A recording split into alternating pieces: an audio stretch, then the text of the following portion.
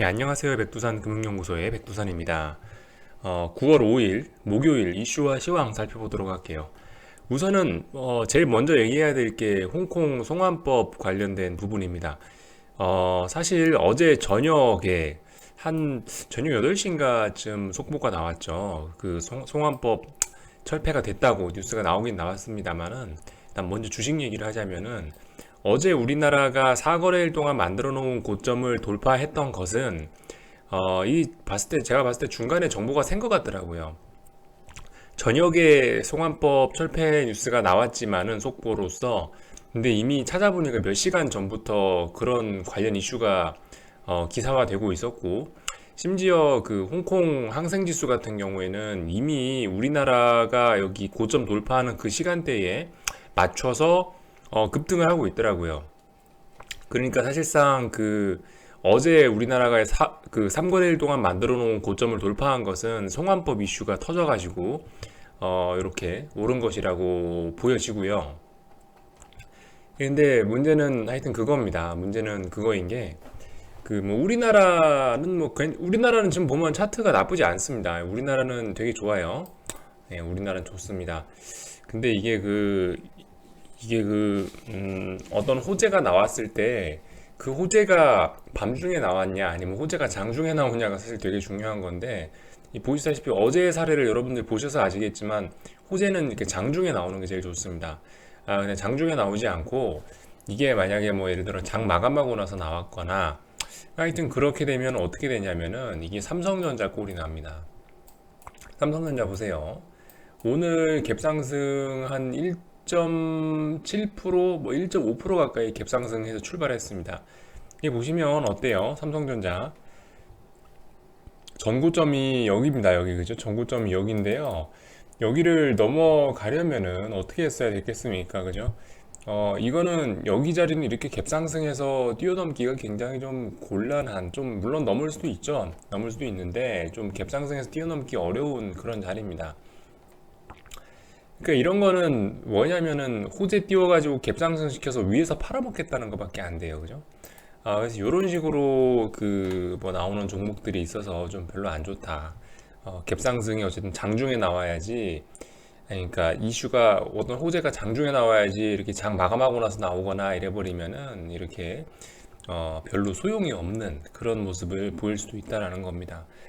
어제 미국 같은 경우도 그래요. 미국 같은 경우도 이거는 선물인데, 선물로 봐도 그렇죠. 선물로 봐도 이 S&P가 뭐다? 결국 이 분홍색 선을 넘어야 어떤 하락에 대한 이제 더 이상 하락은 없다라는 안정. 뭐 솔직히 지금 분위기를 봐도 이 정도면 이제 추가 하락은 없을 것 같다라는 생각이 들긴 들지만요. 그래도 일단 이 선 넘어가기 전까지는 의심을 할 수가, 뭐 좀 의심을 해야 되겠는데, 이 보시면 어제도 호재가 나오고 나서 이게 천천히 이렇게 밀어 올린 거기 때문에 이 뭐다? 당일날은 이 선을 돌파하지 못합니다. 당일날은 힘들어요. 당일날에 이 선 돌파하기 힘들고, 최소 요 저항 근처에서 놀고 있다가 호재가 터지면 이렇게 그 호재를 바탕으로 올라갈 수는 있죠. 근데 보시면 어제 그 애매한 시간에 호재 나와가지고 미국장도 뭐 그다지 정말 중요한 자리는 돌파하지 못했습니다. 아무튼 올라서 좋긴 좋아요. 그 국제유가 같은 것도 한번 보고 가시면은 좋은데, 이 반응이 뭐냐면 여러분들 국제유가 뭐 공급 과잉 얘기도 많고, 뭐 미국의 셰일 오일이 뭐 산업의 패러다임을 바꾸고 이러는데, 사실 별 소용이 없습니다. 국제유가에 이미 사실 셰일 오일에 관련된 부분은 다 반영이 된 부분이고, 지금 보시면 어제 홍콩 성환법이 철폐됐다는 뉴스로 국제유가 4%가 올랐죠. 이런 거 보시면서 뭘 알아야 되냐면은, 국제유가를 움직이는 거는 결과적으로 뭐 수요와 공급 이런 것도 있고 다 좋은데, 사실상 국제유가는 신혼국 주식이다 이렇게 생각하시면 됩니다.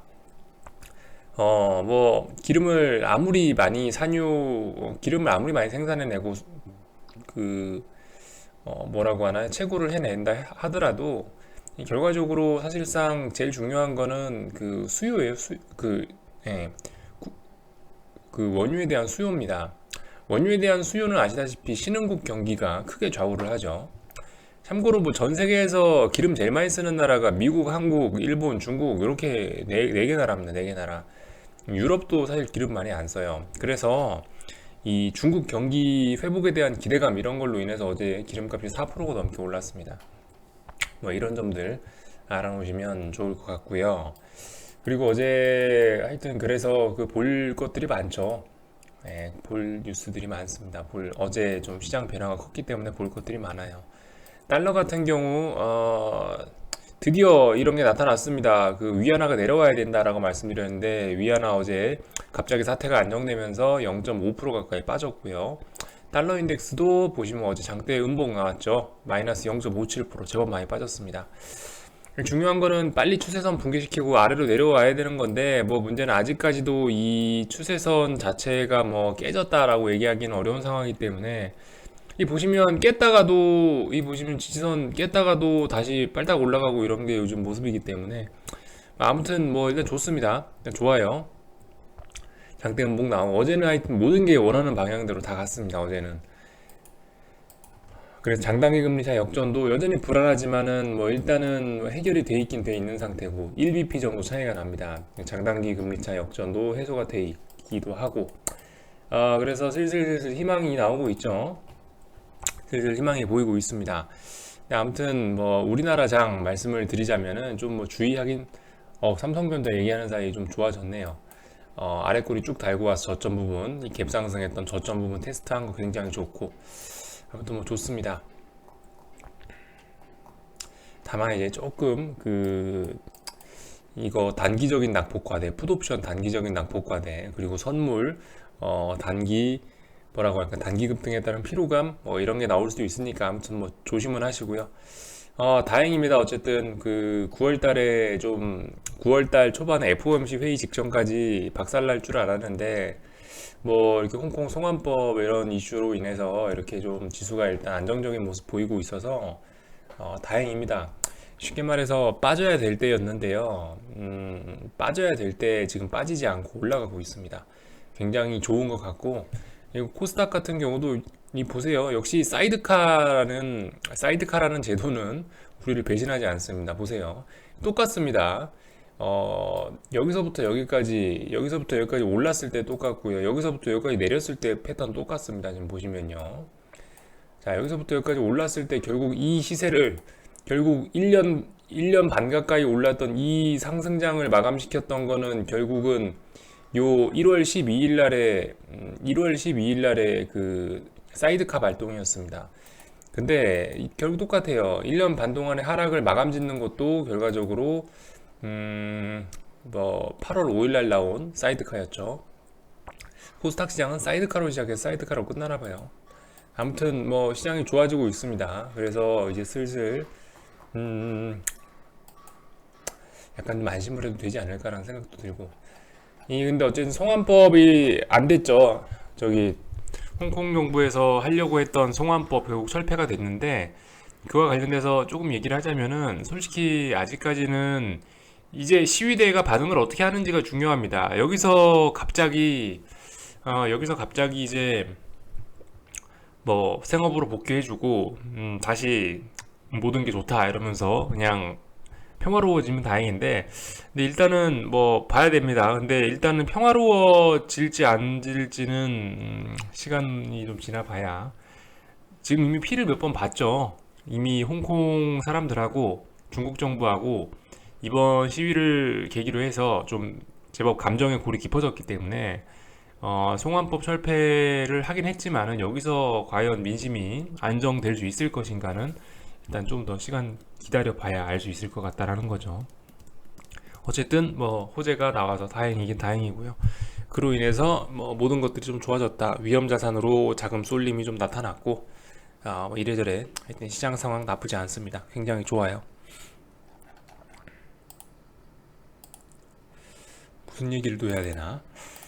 뭐 뉴스 제가 뭐 안 본 거 있나 한 번만 살펴보고 마치도록 할게요.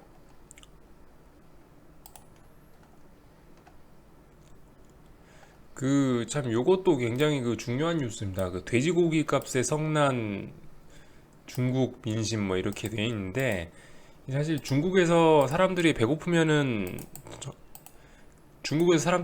건 정말 큰 문제거든요. 원래 그 중국 수천 년 역사가 다 백성들이 배가 고파서 정권이 바뀌었기 때문에 이런 것들 잘 보셔야 되는데, 어쨌든 아프리카 돼지열병 때문에 그 돼지고기를 사는 걸 제한을 시켰답니다. 일부에 그 무슨 표가 있어야지 구매를 할 수 있고 그런 일이 있대요. 그래서 요런 거 같은 경우, 이런 이슈들은 좀 중요하게 좀 잘 봐놓으셔야 될 것 같습니다. 이런 것들이 쌓여서 이제 나중에 언젠가 중국이 자빠지는 날도 올 수 있기 때문에, 아무튼 요런 뉴스들 좀 잘 봐놓으셔야 됩니다. 별거 아니긴 한데, 돼지열병이 뭐냐, 뭐 별거 아니긴 한데, 근데 사실 이게 이제 그 시진핑한테 분노를 향해 버리면은 굉장히 피곤해질 수가 있는 거죠.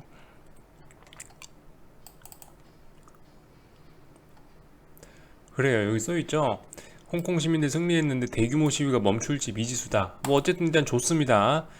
일단 좋아요. 다만 우리나라 같은 경우 지금 주식 좀 단기 급등했기 때문에 또 조금 조심해야 될 수도 있다. 맨날 눈만 뜨면 갭 상승하고 있기 때문에 제가 제일 싫어하는 게 갭 상승입니다.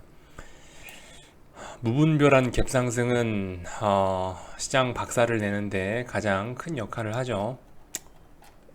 그래서 하여튼 갭 상승을 싫어하는데, 뭐 갭 상승을 하고 이러니 뭐 별로 일단 뭐 썩 좋아 보이지는 않습니다. 환율은 개파락 가고 있고요. 어쨌든 뭐 별로 그렇게 다 좋아 보이지는 않습니다. 예. 뭐 이런 면들이 좀 안 좋아 보여요. 이런 면들이 희망은 생겼지만 이런 면들이 안 좋아 보입니다.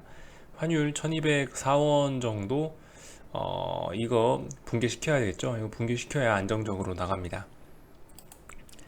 아무튼 뭐 할 얘기는 다 한 것 같습니다. 방송 여기서 일단 마칠게요.